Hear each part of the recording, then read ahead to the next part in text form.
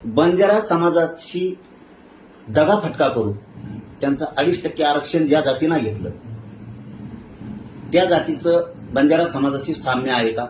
ते तत्सम आहेत का? त्यांचा पेहराव, बोलीभाषा तशी आहे का? त्यांची संस्कृती, रीतिरिवाज तसा आहे का? ती एक आहेत का? तर याचं उत्तर नाहीये. नाही तर ते रद्द करा.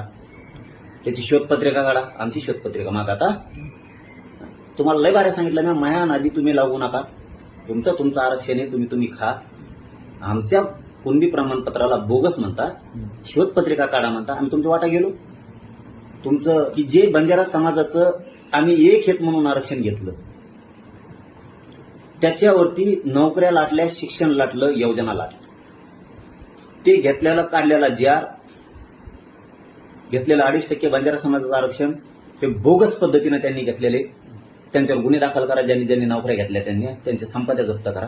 त्यांनी सरकारची, कायद्याची, संविधानाची, लोकशाहीची, सरकारची फसवणूक केली आणि सगळी मालमत्ता, आर्थिक मालमत्ता सगळी दाबली.